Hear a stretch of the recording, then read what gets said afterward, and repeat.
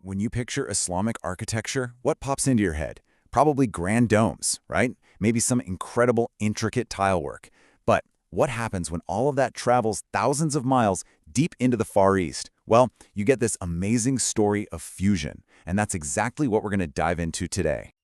So yeah, how does a mosque end up looking almost exactly like a Chinese temple? It's a pretty wild question, right? I mean, at first glance, you could easily get them mixed up. And believe me, this is no accident. It's the result of this incredible, well, you could call it an architectural conversation that's been going on for more than 1,000 years. All right, let's get into it. So, what's the secret sauce here? Well, it definitely didn't happen overnight. Think of it more like something that grew organically over centuries.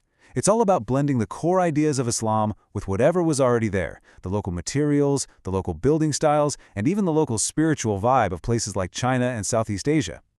Okay, our first stop on this journey is China. This is where, for centuries, we find these incredible structures you could almost call mosques in disguise. All right, check this out. This side-by-side is just wow. On one side, a traditional Chinese temple. On the other, the Great Mosque of Xi'an. And just look at the similarities. The courtyard layout, those classic tiered roofs, the timber construction, it's like they share the exact same architectural DNA. But there's one really subtle yet absolutely crucial difference. The entire mosque complex is oriented to face the Qibla wall in Mecca.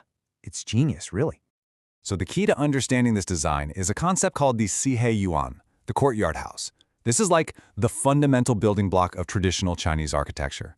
The whole idea is to create this journey through different spaces, from the public outside to the private inside.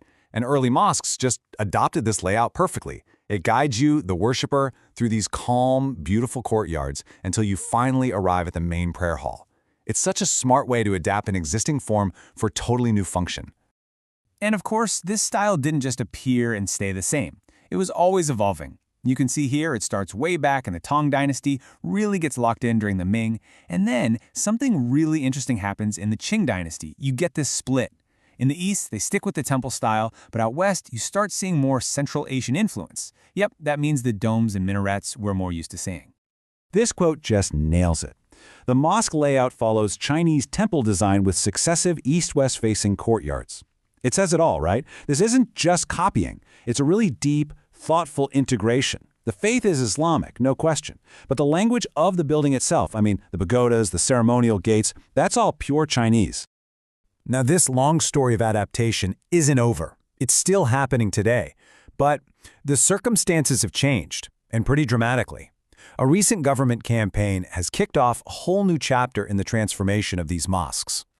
So, starting around 2018, a Sinicization campaign began, with the stated goal of aligning mosques more closely with Han Chinese culture. Architecturally, this has led to the remodeling of thousands of mosques, often by removing or altering domes and minarets. Just look at the example of the Shadian Grand Mosque. The change is really striking. That huge, prominent green dome is gone, and in its place is a roof that looks much more like a traditional Chinese pagoda. It's just the latest chapter in this long, ongoing story. All right, let's leave China now and head south, into a totally different world.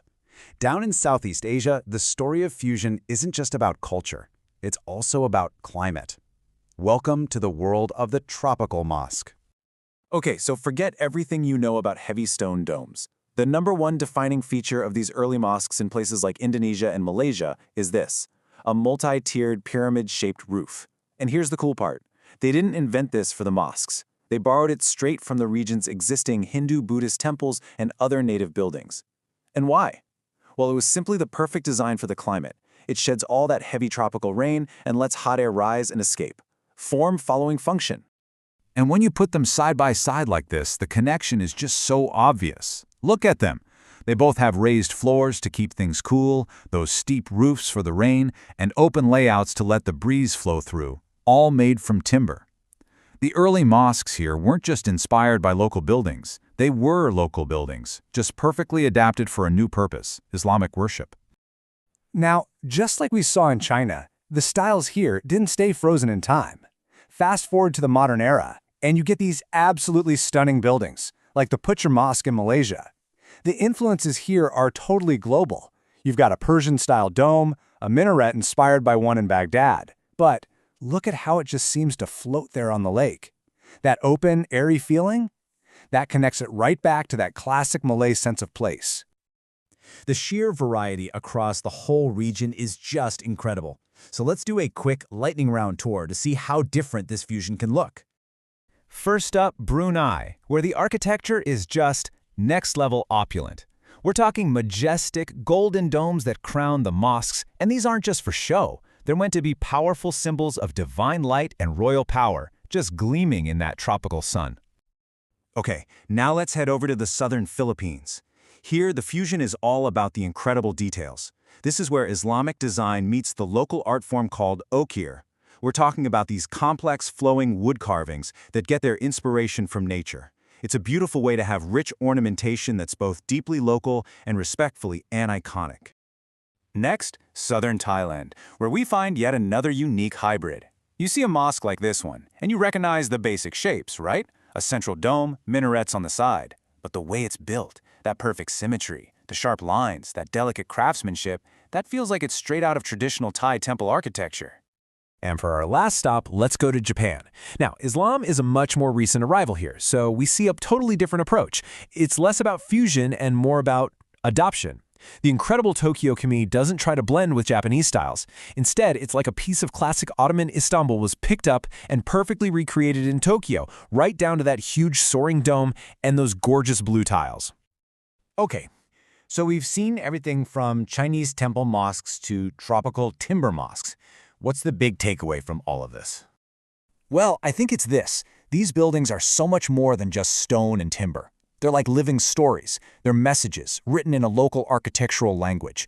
They're basically historical documents, with centuries of cultural exchange built right into their very walls. And this quote just brings it all home. Every single mosque we've looked at is proof of this incredible dialogue between a global faith and a local culture. And you know what that really shows? It proves that identity isn't this either-or thing. You can be deeply, profoundly Islamic and, at the same time, be completely authentically Chinese, or Malay, or Filipino. So that leaves us with a final thought to chew on. You know, in a world that can feel so divided sometimes, this architecture is this amazing, powerful reminder that cultures can meet and they can borrow from each other and create something totally new, beautiful, and resilient. So the real question for us, I think, is what can these blended buildings teach us about how we navigate identity in our own crazy, interconnected world?